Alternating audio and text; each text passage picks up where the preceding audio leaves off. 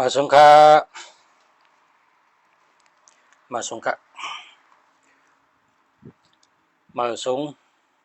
พ่อแม่พี่น้องผู้ทำเย็นกูเจ้าข้ามาสงฆ์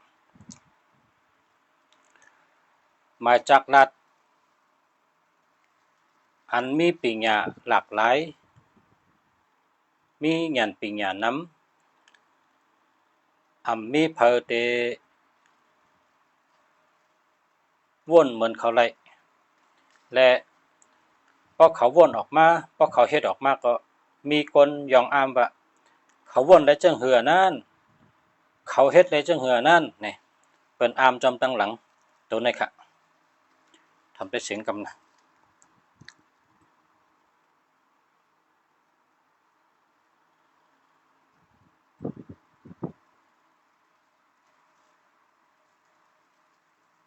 พ่อแม่พี่น้องผู้ทำเย็นกูเจ้าข้ามาสงฆ์มาจากรัฐอันมีปริญญาหลากหลายมีญาณปริญญานำมีเพอเต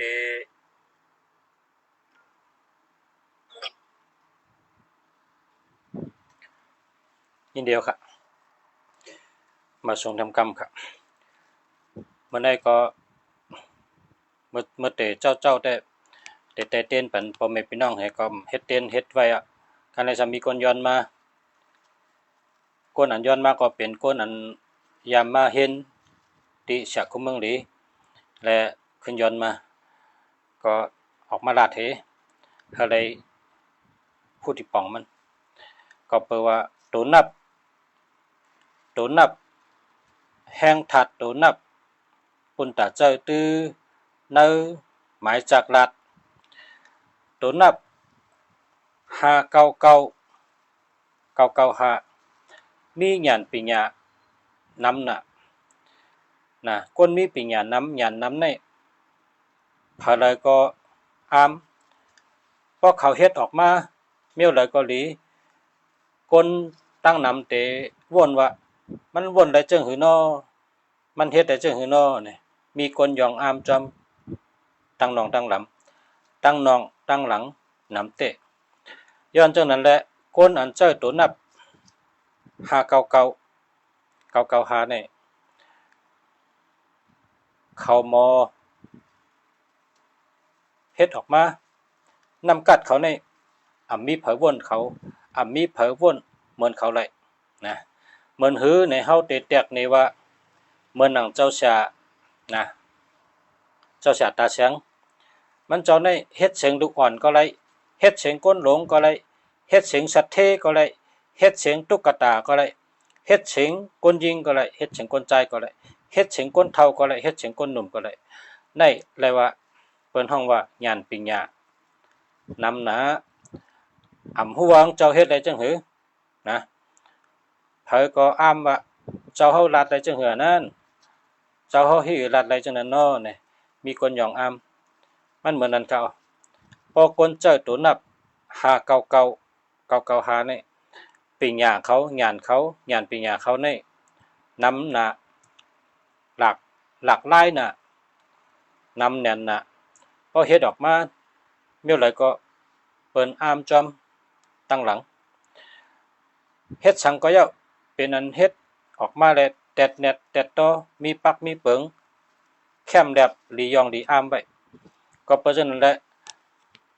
คนเฮาคันนี่พอเฮามีตัวนับในเฮาดูเฮ็ดคนเฮาในมันเป็นตัวนับนะมันจะตัวนับนำคน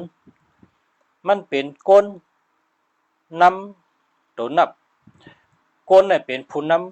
ำคนเฮานี่เป็นผู้นำกูลองกูเมียวเฮาสิเฮ็ดสังก็ก็เปิ้เฮานี่ใครเฮ็ดนะเฮาใครเฮ็ดเพราะว่าเฮามีตัวจอยเอาในเฮาก็เฮ็ดมันเป็นมามันแคมตอนมามันปอบเป็นมาและนั่นน่ะเพิ่นฮ้องว่าคนเฮานี่ญาณดีนะปริญญาลีนะนำกัดนำนะเฮ็ดคอมพิวเตอร์ก็ได้เฮ็ดจักรลาดก็ได้เฮ็ดเครื่องบินก็ได้คนนี่ มีมีเจ้าเมืองลงเจ้าเมืองลงที่เมืองในเขาเป็นหล่อนจ้องเนี่ยเขาเป็นหล่อนจ้องเนี่ยเขาตึกขึ้นจ้องเจ้าเมืองลงผีเข้าก้นเนี่ยเป็นว่าเจ้าเมืองลงหลัดกันในหล่อนจ้องในเรียนกันกับด้วยนะมีมันกับไวมันกับไวว่าเจ้าเมืองเจ้าเมืองอันจะไม่ปล่อยเพราะอันตินมาถึงเนี่ยต้องคาดได้ออกจะไม่ปล่อยเนี่ยว่ามันกับทำผีเจ้าเมืองนั่นผีเจ้าเมืองว่าสุเป็นหล่อนจ้องสุดต้องไว้ละนะชุมหลววนว่าเจ้าเมืองในเตะหู้ไรกูเมียวเตะเฮ็ดไรกูเมียวเตะจอยชูไรกูเมียวน่ะแทงอินมาในเมื่อนามาในก้นในเตะแก่หรือผีก้นในเตะแก่หรือผีนะเตะแก่หรือผีเฮ็ดในนำเฮ็ดไรนำหรือผีเนี่ยเพราะฉะนั้นในเมื่อเขาก็เรียกเพิ่นเมื่อเขาก็เรียกเขาตื่นอยู่จ้องเขาก็ยินจะเตะเมื่อเขาก็เรียกในกาเนี่ยเป็นกากอกเต่านะกากอกเต่ากากองหลังเหมือนเต่าเนี่ยกว่าเทิงเรียนปุ๊บป่นมีกาจังนั้นกาก็มีกากอกเต่าให้แล้วก็กาแทงมิวน่ะเอาเราต่างกันร้อยเทิงหรือล่อก่อนนะมี2มิวเมื่อนั้นได้เป็นคนหนุ่มในขีดสปินหลานในขีดสปินพอมีสปินก็แก้หนาวเขาว่าจังนั้นนั่นน่ะจะว่าเผอเขาก็ใหญ่มากนี่หลากหลายปิญญานำหนาอันวันจะเมืองดัดไว้เมียนเตะเมื่อเขาก็เรียกได้หูจักจักรัดกับหูจักคอมพิวเตอร์กับหูจักตัวเหลียวในเปิ้นเจ้าจักรัดเปิ้นเฮ็ดจักรัดเมื่ออันขึ้นอย่างเหมือนสูงในเขาเฮ็ดกูเมืองจักรัดเขาเฮ็ดคอมพิวเตอร์เขาก็เฮ็ดกูเมืองคอมพิวเตอร์ก็แก่จักรัดก็แก่เป็นไว้จังนั้นค่ะนะจังว่าก้นเฮาคันนี่เป็นตัวนับนะต้องไว้เฮาเจอตัวนับมาเฉินหมายจักรัดยาวนี่มันเป็นตัวจอยเฮาไกนะตัวจอยเฮามันมาจอยเฮาติได้เป็นตัวนำมันก็เฮ็ดสังกองติแคมเฮ็ดสังกองติอ่องมันเหมือนเฮาก็ซื้อกามานะเฮาก็ซื้อกามาเฮาเสิร์ฟน้ำมันเตรียมทางให้มาเอากาเฮามากึดไว้หน้าเฮือนนั่นกานั่นกลางไข่กลางเป็นล้านก็จะนะเพราะเป็นเงินไทยในล้านนึงในการนะเพราะว่าเงินมันก็40แสน50แสนก็ย่อน่ะกาลำนั้นเพราะว่าก้นห่อในมันแห้งไรกาลำนั้นนะมันจอยสังก้นเฮาไรกานั่นน่ะพอเฮาซื้อมาแล้วใส่น้ำมันเตรียมๆเอาในก้นเฮาในห่อกว่าเฮาหลอห้องก็ใครกะฮอดก็เลยใครกะถึงก็เลยในเฮาหลอห่อก็นะเฮาหลอห่อเพราะห่อในมันมาปันพันดีเฮาหลอเฮาซื้อมากาก็นะกำในลงปองจึงในเปิ้นเฮ็ดเส้นตั้งปันเฮาเส้นตั้งเปิ้นเฮ็ดเปิ้นถุยเปียงๆให้เปิ้นซื้อมาหินมาทรายให้เปิ้นซื้อยางบันเริ่มองเพราะเฮากว่าในมันตั้งในมันมาปันพันดีเฮาเลยเพราะเฮาตั้งปันพันดีเฮาดอฮอกากะเนเส้นตั้งให้เฮากะวิ่งกะขายตั้งขายกะกะขายจังได๋จังเส้นตั้งปันพันดีเฮาซื้อกามาก็พอเฮาซื้อกามาเฮาหลอฮอนะพอฮอจังได๋ปันพันดีเฮานะหมายพงก็เหมือนกันอันพอสามารถปันมื้อนี้เป็นหมายพงมีปีญาหลากหลายปีญานำนะยันปีญานำนะเพราะว่าติเห็นลองธรรมะทำตาราไหนก็มันเห็นฮู้ถึงร้อนถึงแกนปุ่นมันฮู้เตะๆกำเด้อบ่เห็นฮู้ก็เพราะว่าติเห็นไปตังกาลาไหนก็มันเห็นถึงร้อนถึงแกนปุ่นจังได๋เนี่ยตัวนับมันมาปันมื้อนี้เนี่ยมันเป็นคนที่เฮ็ดสังก็เฮ็ดเตะนะเฮ็ดสังก็เฮ็ดเตะว่าเฮ็ดการแก้เฮ็ดออกมาก็เข้มน้ำแมทน้ำตอนมันก็เข้มคอยมือมันก็เข้มพรดีมันก็เลยจามเนี่ยตัวนับมันปันมื้อนี้มันเป็นตัวนับสีขาวนะเป็นตัวนับสีขาวเพราะว่าเป็นคนขายข้าวโคนี่ก็ข้าวโคอันมันเฮ็ดขายได้มันหมอนำน่ะพอเปิ้นพอคนมากินสั่งว่าเอาข้าวโค1หวานหน้าเนี่ยเอาข้าวโค1หวานว่าไหนก็มันเฮ็ดปันมันได้ว่า เกียกจังหือเนี่ยเปิ้นที่ว่าเสิร์ฟไข่ไก่เฮ้อนะข้าวโคไข่ไก่มาผัดกับข้าวเฮ้อเปิ้นฉังจังเนี่ยไว้กะมันหมอนำน่ะลายโคข้าวโคเสิร์ฟผัดกับข้าวเสิร์ฟไข่ไก่เนี่ยกองและกองโคมันเหมือนกันมังก็โคก็หวานว่าหวานอ่ะมังก็โคก็มันหวานไว้กะคนนั้นเจอตัวนับจังไหนเนี่ยป้องไข่ข้าวโคก็หวานน่ะข้าวโคมันในพวกกะสังกินเนี่ยหวานเต็มๆเด้อนะนั่นน่ะเฮ็ดสังกองเฮ็ดแคมเฮ็ดสังกองเฮ็ดหลีมันไหลหลีนะตัวนับจังไหนเนี่ยพอเป็นคนเฮ็ดการแคมพอเป็นคนลาดความก็แคมมีปักมีเปิงพอเป็นครูสอนเปิ้นในก็หมอสอนนะสอนปันเปิ้นอันเป็นลูกเห็นจำป่องแจงแดงใจเลยปีญาค่ะเป็นปีเป็นด้านพอเป็นครูสอนใจก็แคมทนพอเป็นยาหันเจ้าฮอตาราเจ้าเปิ้นก็ยาหันปันในเปิ้นไวเปิ้นนับย้ำก็แล้วว่าก็ตั้งเลยก็เตรียมวันเตรียมเมืองก็เปิงเจ้ามีสมาธิหลีมีผังห่างหลีอยู่ในวินัยโถละอยู่ในวินัยจอมวินัย2 ปาก27 ข้อเตรียมทนเลยฮอตาลาก็ฮอเทิงอ่ำไว้ลาดในเปิ้นป่องแจงแรงเจอเลยเป็นมิ้วนั่นน่ะมันเป็นตัวนับอันแคมนะปีญาหลากหลายปีญาน้ำหู้น้ำนะเจ้าปีญาแสนหู้เจ้าปีญาแสนปลายนะมันหู้กูเมียวมันหมอกูเมียวก็เป็นปีญาตั้งหมออันติงวาสนานั่นอันติงเฮ็ดนั่นนะก้อยกะโกนเฮาไหนเป็นอันนำตัวนับในมันมาจอยเฮาไกนะโกนเฮาเตะเฮ็ดสังอันว่านั้นเฮาก็เฮ็ดพอเฮาเฮ็ดเนี่ยมันติแคมมาเฮาพยายามเฮ็ดก็ยอการชังก็ยอพอเฮาก็เฮ็ดเนี่ยเฮาได้หมอมาผู้มาหมอมาเป็นมาให้นี่พอเปิ้นเจอเฮาเฮ็ดการน่ะข้ามหมอเนี่ยอย่าไปว่าก็เฮ็ดพอมีตัวนับเนอหมายจับแคมเอานี่มันได้เฮ็ดเฮาก็เปลี่ยนเปิ้นเจอเฮาก็เฮ็ดพักตูเนี่ยพักตูเนี่ยยามให้ยามพักตูเนี่ยยามเฮ็ดให้ปอกเนี่ยอย่าไปว่าก็เฮ็ดพอเปิ้นเจอก็ต้วยเฮ็ดพักตูเป็นพักตูแคมกำเดียวนะเปิ้นเจอเฮาเนี่ยอำเป็นอำหมออำยามอำฮู้อำหมออย่าไปอำเฮ็ดอย่าไปว่าละเพราะเปิ้นเจอเฮาก็เฮ็ดกำเดียวเฮ็ดมันได้เป็นมาก็บ่ว่าถัดตัวนับอันเฮาเจอเนี่ยลาดเนมเชียงใดอาโจงเนี่ยนะมันเป็นตัวนับหลีมังเจอก็ พอเจอเกียกนั่งสมาธิให้ไหนก็นั่งได้ดีน่ะเก่าๆเนี่ยนะเก่าๆ5เนี่ยพอจะเกียกนั่งสมาธิก็นั่งสมาธิไล่ลีเนี่ยนะพอเกียกฮอตาลาก็ฮอตาลาไล่ดีเนี่ยพอเกียกสั่งสอนลูกน้องตะเป้ก็หมอสั่งหมอสอนน่ะนะพอเกียกเฮ็ดการผูกซ้อมเนี่ยก็ไล่ผูกซ้อม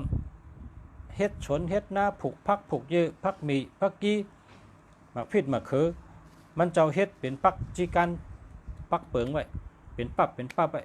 1เฮ็ดไหน2เฮ็ดไหน3เฮ็ดไหนมันเฮ็ดเป็นจั่นเป็นตอนเป็นคักเป็นตอนเป็นจั่นเป็นตอนก็แคมแบบไว้กำเดียวซ้ำไว้วางเฮ็ดชนกินก็รวยเอาเฮ็ดชนกินก็เป็นสัตว์เทได้นะใครอยู่ที่ไหนก็อยู่มันได้เล่งไก่เล่งแมวเล่งหมาขายกินก็มันก็เป็นก้นหมักมีเลยก็เบอว่าตัวนับ5เก่าหาเนี่ยมันหยันปีหยางในนำน่ะมันมีภายเตกะว่าคู่ใดเหมือนมันเนี่ยนะมีภายเตกะคู่ใดนะคนเจอตัวนับ5เก่าหาเนี่ย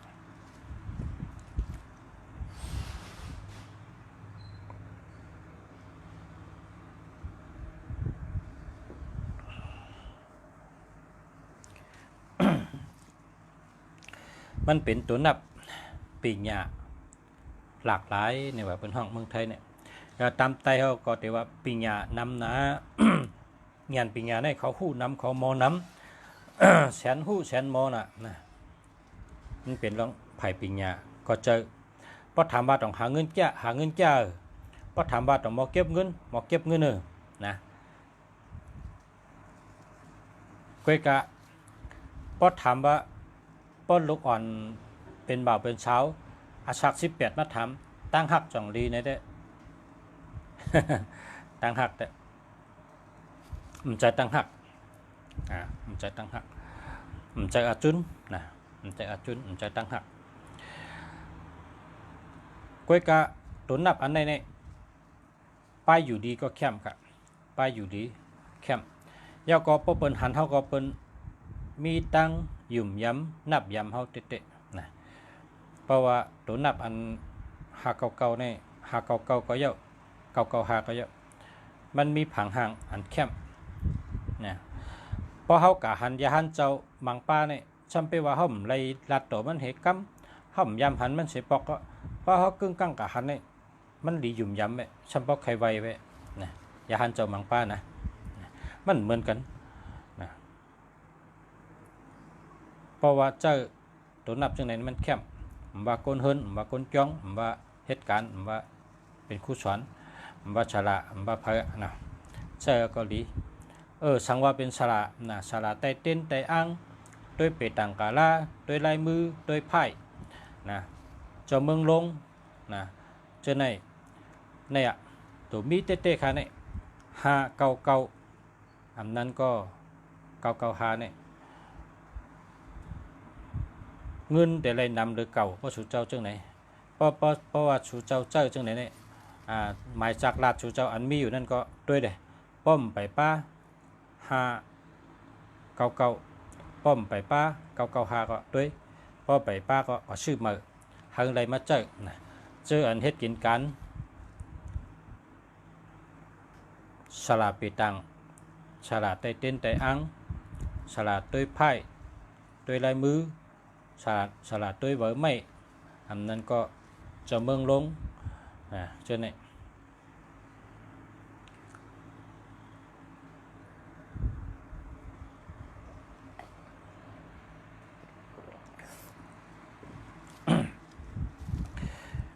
ในเป็นตัวนับ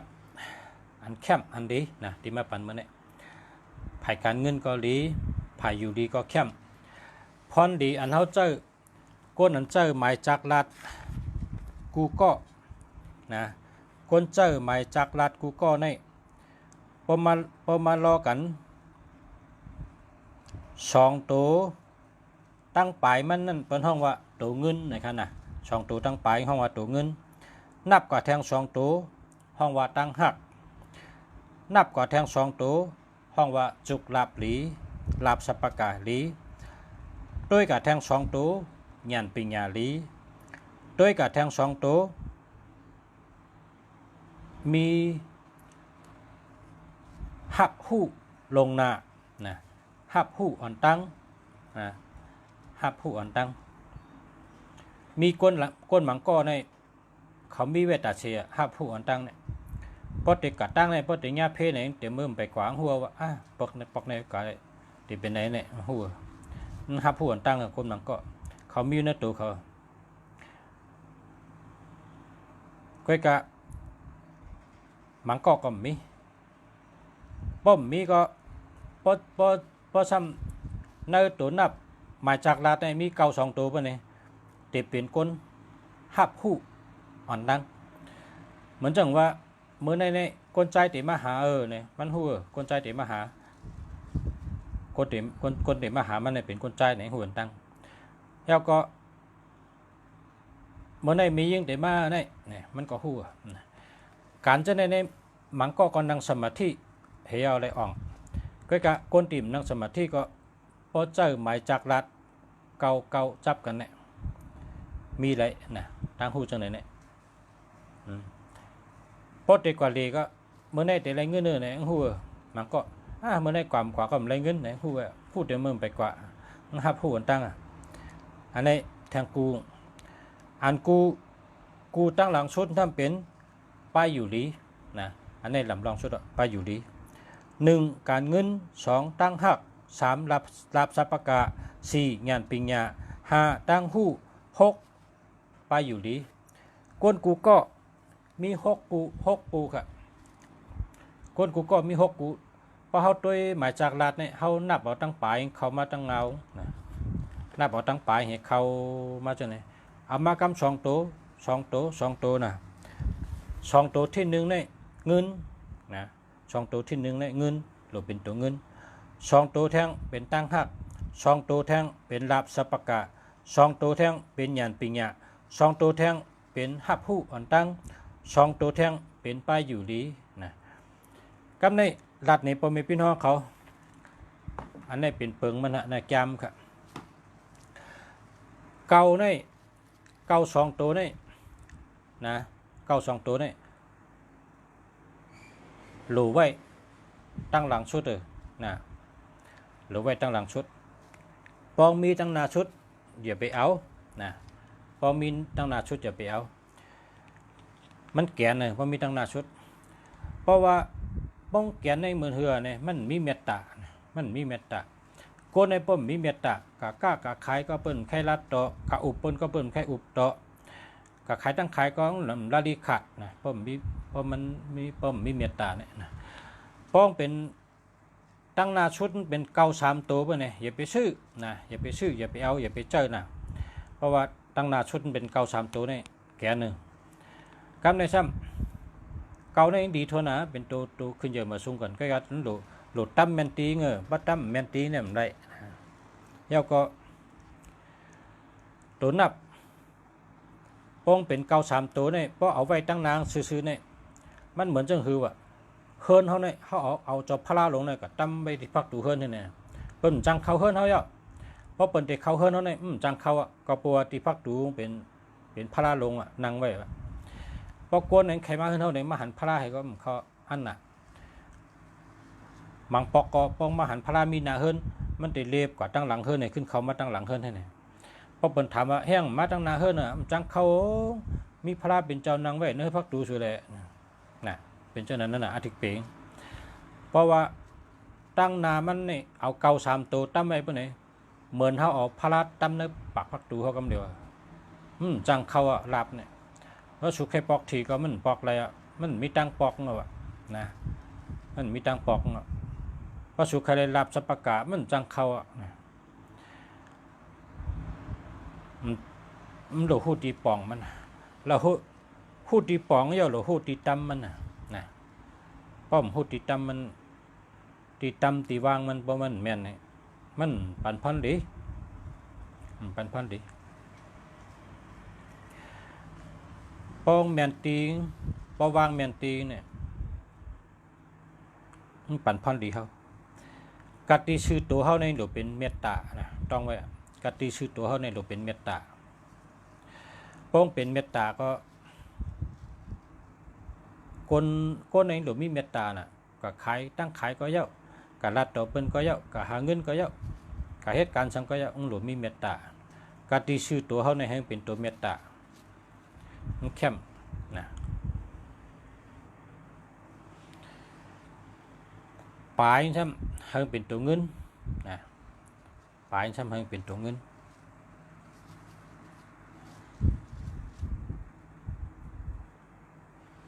พอตำแมนตีก็มันไหล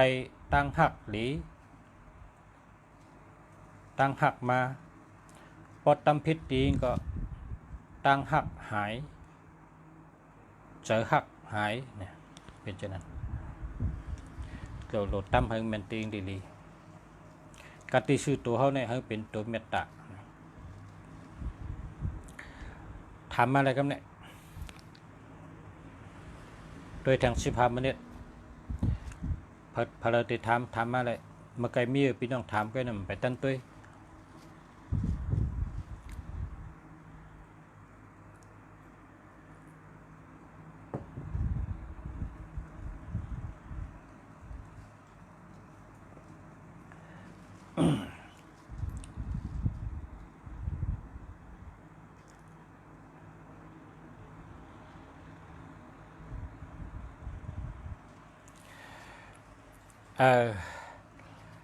หลับในอาทิตย์เปอันปันเมื่อไหร่ก็เพราะมีผัดถามก็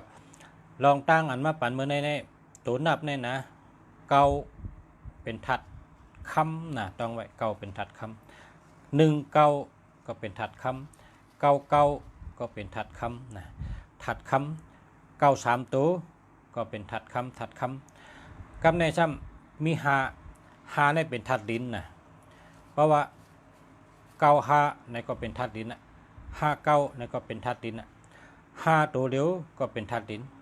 ไปกับพอเอามาจับกันตั้งห้าเก้าเก้าห้าก็ขึ้นเป็นถัดดินนะอันนี้คืออะไรคู่ไว้นะถัดดินนี่พรดีมันปั่นลองมันกึมมันคงย่าก็พอเป็นตัวนับเก้าห้าอยู่ตั้งปลายนี่ก้นก้อนนั้นนี่หมอเก็บเงินหมอจู้เงินหมอหอมเงินเตะเป็นฉะนั้นครับมาอ่ะคำนี้0812395363หามาครับ066516785หามาครับ0969789691อันนี้ดีอยู่ครับ0946849169อันนี้ดีอยู่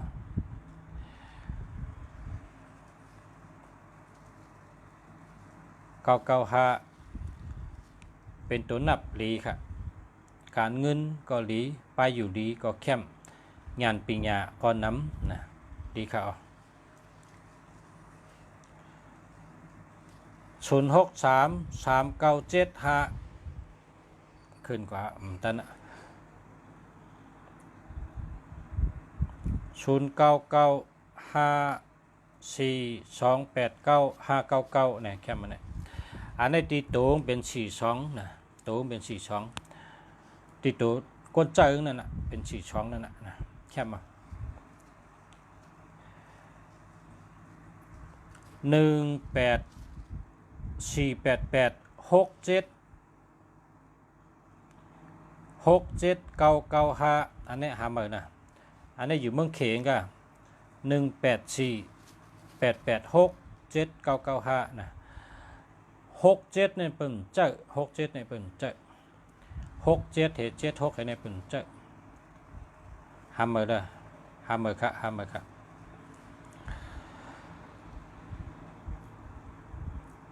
0991623632อันนี้เดียวค่ะเดียวค่ะ0946959336อันนี้ก็ดีค่ะ092549469896นะนี่อยู่ค่ะ0993254889อันนี้ดีอยู่ก็ตัวเฮาในเป็นป้นรหัสกันนั่นเป็นตัวเฮาค่ะเฮาว่าก็ใน0958898893นะตัวเป็น88ค่ะก็เนี่ยนะ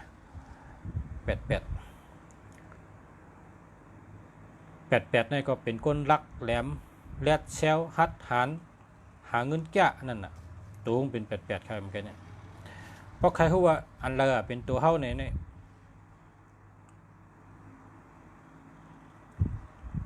นุกออกไป3ตัวนุกออกไป3ตัวที่4ตัวที่5นั่นน่ะเป็นตัวเฮาอันนั้นเนี่ยลำลองทนอ่ะ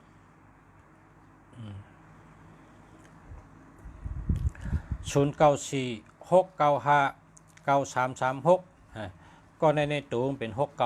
69คนก็ในเจอเกี่ยว69ในเจอเกี่ยว18488679995อันนี้หาเมอร์นะมันมี67แต่เพิ่นเจอนะหาเมอร์ค่ะหาเมอร์ค่ะ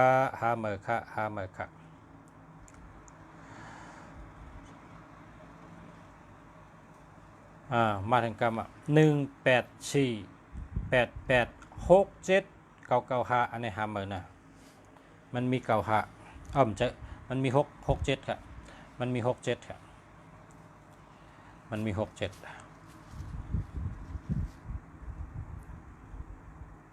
0848053277อันนี้หาเหมือนกันนะ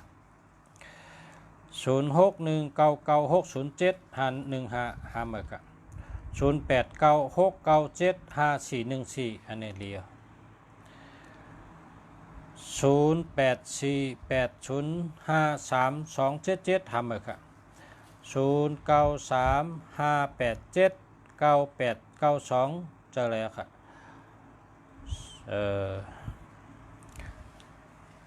0942642245เจอแล้วครับ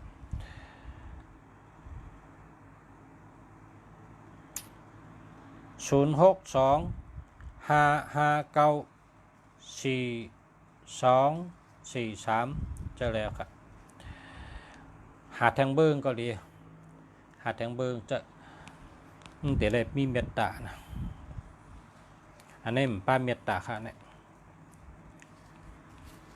มันมีเมตตาเพราะมีเมตตาในมันเหมือนพักในเสือกือนั่นนะ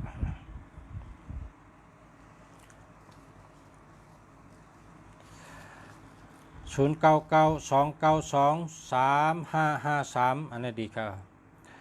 0935879892อันนี้ดีครับ0945684834จะแล้วครับ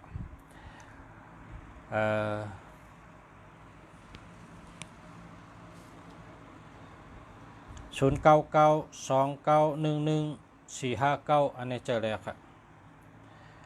0633217289หามาครับ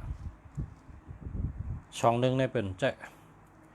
0652266997จะแล้วครับ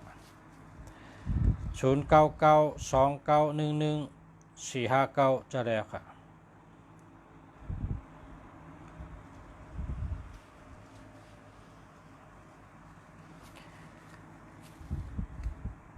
0925494986อันนี้เจอแล้วครับ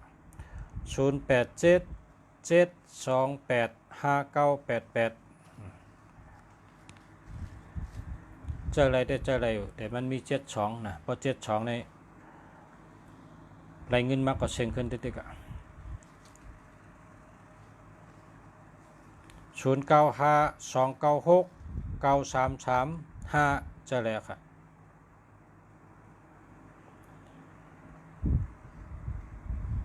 0823876699หาเมิก0636663547จะแล้วครับ094264962329จะแล้วครับแค่มาครับ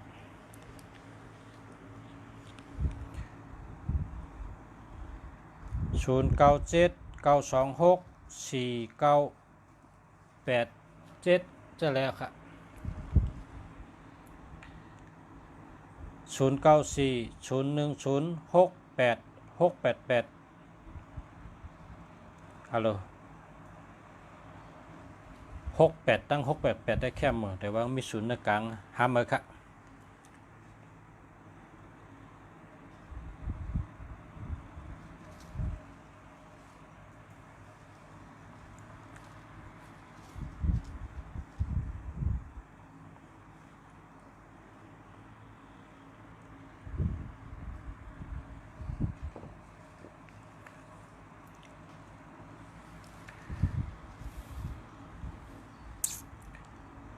0828809934ห้ามเลยครับ0899529741จะแล้วครับ0940106868ห้ามเลยครับ0846705108ห้ามเลยครับ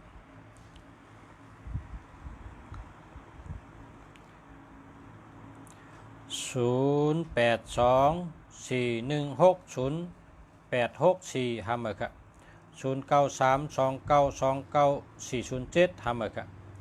096956455593จะแล้วครับ0946365588จะแล้วครับ0925494988จะแล้วครับเดี๋ยว0958973682ทำเลยครับ0634099058หาเมอร์00846705108หาเมอร์0654699286เจอเลยยาวครับ0889944335 0943329399เจอเลยครับอะไรทั้ง2อันครับ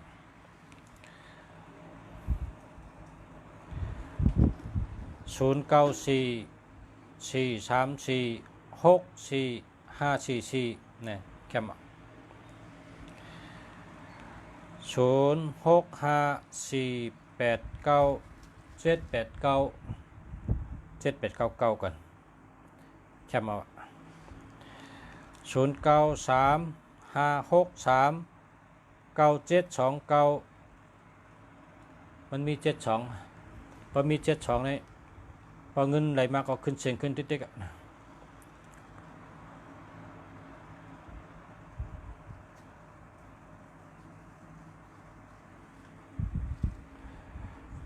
แคมได้ป่ะเนาะ0824039903หาเมอร์ครับ0993687968อันนี้ดีตรงเนี้ยซิดโกติดตรงเนี้ยเลตรงเนี้ยโกหาเมอร์ครับ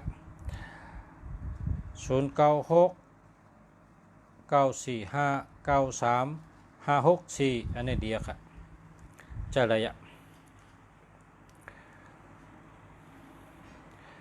แคมเดียวกันเนาะ10 โมงครึ่งเอาค่ะ10 โมงครึ่งกันได้กันนะพบกันแทงวันใหม่กันเนาะมาทั้ง2ก็ด้วยกัน09699159กว่าอย่างนั้น0932929407ทำมาค่ะ0994288767ทำมาค่ะ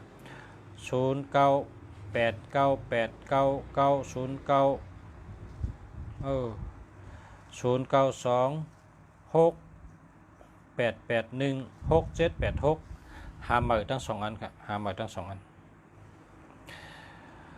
0889910409หาเมอร์ครับ0930999390หาเมอร์ครับ0978545899จะแล้วครับ0979682268จะแล้วครับ093ก็ตันนะขึ้นกับยะตันนะครับขอบใจครับพ่อแม่พี่น้องเขายินจมครับขอบใจเย็นนำครับข้าชาคู่เมืองดีไว้ชาชูเจ้าค่ะเนาะยันชูชูเจ้าเลยอยู่ลีกินวันเหตุการณ์ขึ้นอย่างมาสูงดอดเพชรดอดหยานเพชรกลางหยานกลางกูเกาะกูกวนค่ะย้อนให้กูเกาะกูเจ้าชูเจ้าเฮาค่ะกูเกาะกูเจ้าชูเจ้าเฮาเจ้าอะไรอยู่ลีกินวันอะไรมีเงินมีคำอยู่ดีมีเงินห่างดีกึกปืนกูเกาะกูกวนใช้กำค่ะมาสงค่าแคมแบบแล้วค่ะ